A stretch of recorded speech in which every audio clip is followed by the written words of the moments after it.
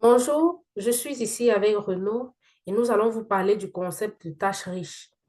Nous avons choisi de l'explorer avec un RAS de la huitième année qui demande de représenter et expliquer les notions de pourcentage et la relation entre le pourcentage et les nombres décimales de façon concrète, imagée et symbolique.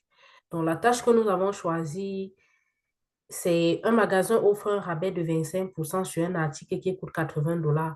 Quel est le prix après réduction? Merci Gladys. Pour essayer d'enrichir cette tâche classique, nous avons situé cette tâche dans un contexte, à savoir, en l'honneur du mois des Noirs, le magasin pour lequel tu travailles organise une vente promotionnelle pour mettre en avant les produits des artisans locaux. L'article vedette de cette promotion est un collier de perles fait à la main. Ces colliers sont non seulement des accessoires, mais aussi des symboles culturels représentant l'histoire et le savoir-faire artisanal des peuples métis. Ton patron te demande de planifier la vente et d'analyser les rabais afin de maximiser les revenus et de soutenir les artisans locaux ainsi que les initiatives communautaires. Le problème est le suivant. Le magasin propose une réduction de 25% pour un article qui coûte 80 $. En utilisant une calculatrice ou une feuille de calcul, trouve le nouveau prix du collier et comme consigne, on te demande d'exprimer la réduction sous forme de fraction ou de nombre décimal. Autre chose, si 10% des ventes après réduction sont reversées à un organisme de soutien aux communautés autochtones, combien d'argent serait donné par collier vendu? Pour la planification d'une stratégie de vente, ton patron veut tester, ton patron veut tester euh, différentes stratégies de rabais pour voir laquelle attire le plus de clients tout en assurant un bon niveau de revenu pour les artisans. Il te propose trois options. La première option, 30% de rabais sur le collier. Deuxième option, un rabais fixe de 25 $. Et comme dernière option, 20% de rabais suivi de 10% supplémentaires appliqués après. On te demande de justifier laquelle est la plus avantageuse pour les clients et laquelle est plus bénéfique pour le magasin. Gladys, ayant enrichi cette tâche riche, euh, qu'est-ce qui nous prouve que la tâche a été enrichie en fait? Donc, la tâche a été enrichie parce que déjà le contexte est signifiant. L'élève applique les mathématiques à un cas réel tout en utilisant des outils numériques modernes comme Excel ou même GeoGebra ou des applications en ligne. Et la tâche intègre une réflexion sur l'impact économique et social des rabais et même de l'artisanat autochtone.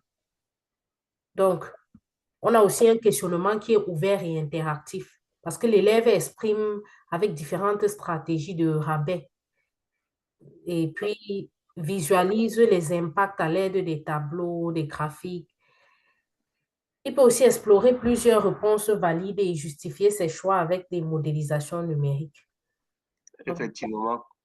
On peut aussi ajouter que pour traiter cet exercice, l'élève pourra utiliser plusieurs représentations et utiliser également la technologie. Il pourra comparer les prix finaux des différentes promotions et choisir quelle est la meilleure offre. La tâche également touche un haut niveau cognitif et des outils technologiques, comme nous l'avons dit, parce que l'élève ne se limite pas à appliquer les formules statistiques, il ne se limite pas à appliquer les formules apprises en classe, mais il utilise des outils numériques pour modéliser les calculs. Il doit comprendre comment la mathématique intègre les outils technologiques et utilisés dans le commerce et justifier l'impact économique de ses choix. Euh, Qu'est-ce que nous pouvons aussi ajouter d'autre, Gladys? donc euh, Oui, vas-y, merci. la meilleure organisation, c'est-à-dire les sections sont bien séparées, ce qui facilite la lecture et la mise en œuvre en classe. Et puis, on a enrichi avec le contexte culturel en mettant l'accent sur l'artisanat métis, sur la célébration du mois des Noirs et en conservant l'aspect rigoureux des mathématiques. Et c'est quelque chose Et qui est... Mhm.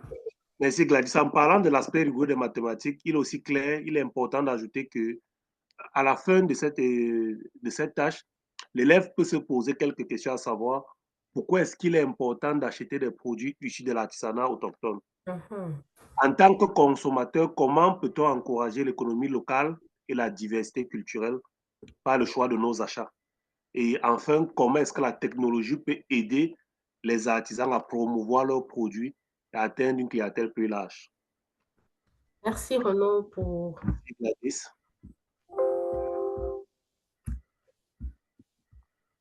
Et c'est sur ça que nous allons vous quitter. Nous espérons que vous allez profiter de notre présentation. Merci.